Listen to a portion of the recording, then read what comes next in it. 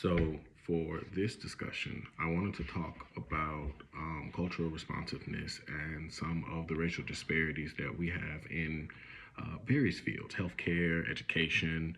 Um, I guess therapy counts as healthcare, but there are lots of barriers that are encountered when it comes to, I guess you'd say, the quality of services when it comes down the line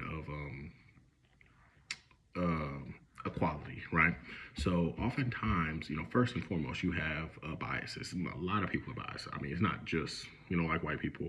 Even black practitioners may be biased to other races, right? But it just so happens that black, indigenous, and people of color often are marginalized a little bit more, right? And that's shown in a lot of. We'll just start with the healthcare. The article that talked a lot about healthcare.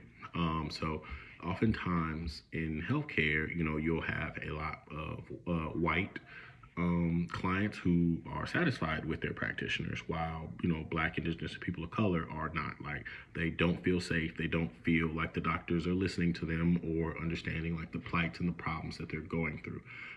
Now, this could be in turn be due to the fact of that implicit bias, like, right. So you come in, you're in pain, right. And the doctor's like, oh, you're being dramatic, and they won't prescribe you anything. They barely even check, and now you just died from a stomach ulcer or something. I'm not a doctor, so if that didn't make sense, I'm not a doctor. But it's things like that. And when it comes to and I'm just going to try to go down the list of all the disparities, and then want to talk about some of the tools and like techniques like behavioral skills training, the ACT, and how you can use those to remediate a few of the biases. I mean, you can't get rid of bias, but you can kind of use some techniques. But let's continue. So there's also a problem in things like receiving education. A lot of children, black, indigenous, and people of color, are automatically classified as special education, and they're essentially just pushed to the side and given, thrown into a classroom with like 12, 15 kids with like two teachers who are overwhelmed, not really qualified to work with various diagnoses, because if they're qualified to work with special needs. But if a child is autistic, what ABA skills do they have? If the child has a speech delay, apraxia, something like that, right? Like, what skills do they have to work with them if they can't communicate? Everything's a maladaptive behavior, things like that. So, and there's a lot of kids who suffer from a lot of socially significant behaviors, or that need to be addressed. Like, and we're gonna, I love this example that one of the articles gave, so I'm gonna use that real quick. So basically, this family, they had a son. They were black, and he engaged in high rates of aggression and tantrums. And during one of his problem behavior intervals, they could not calm him down. They were offering him preferred items. They were offering him food, and they were for breaks, like they were trying to separate, but he was escalated. So they decided to call the police. And when the police got there, they tried to de-escalate him, but he's autistic and he's not responding to vocal prompts, right? So they resorted to physical prompts, and in that regard, they put him in a very restrictive hold, I guess you'd say. And of course, that wasn't very ideal for him. So he's upset more now. He's starting to flail, and being very combative. And if you know anything about resisting a police officer, that just doesn't go well.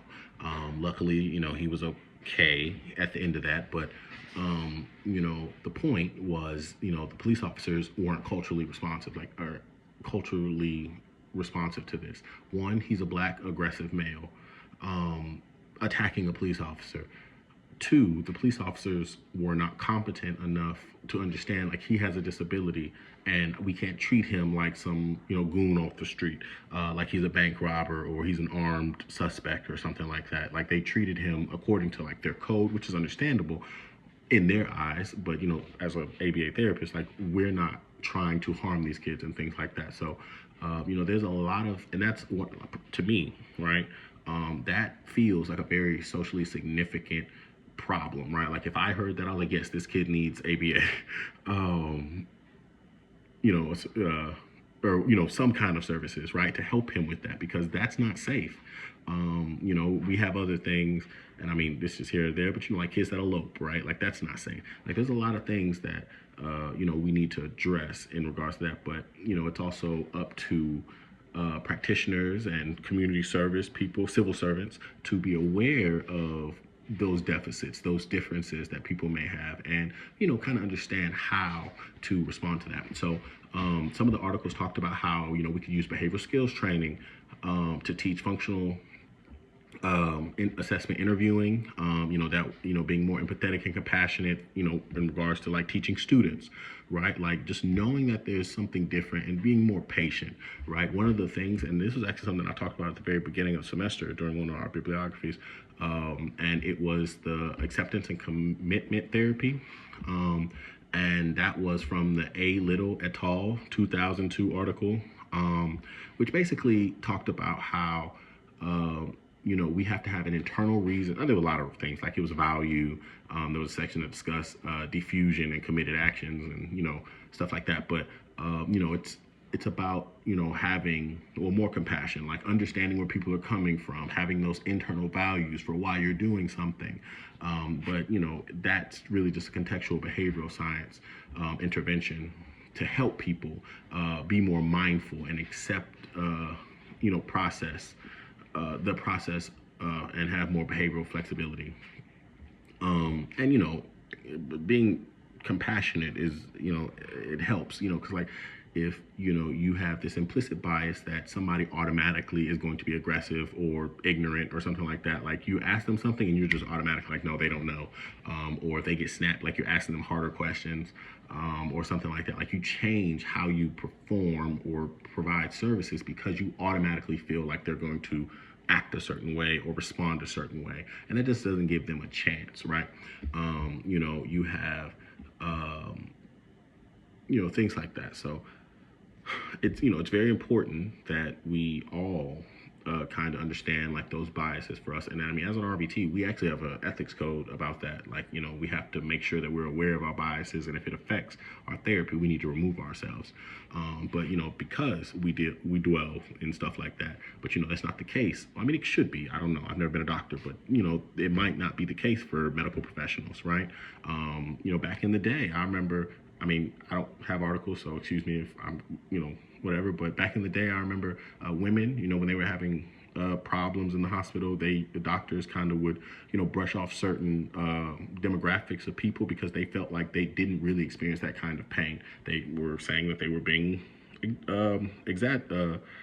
dramatic, right? Like but nowadays, if a patient says, "Oh, my pain is a 10," even if they're not acting like it, you have to accept it as a 10. But back in the day, it wasn't like that.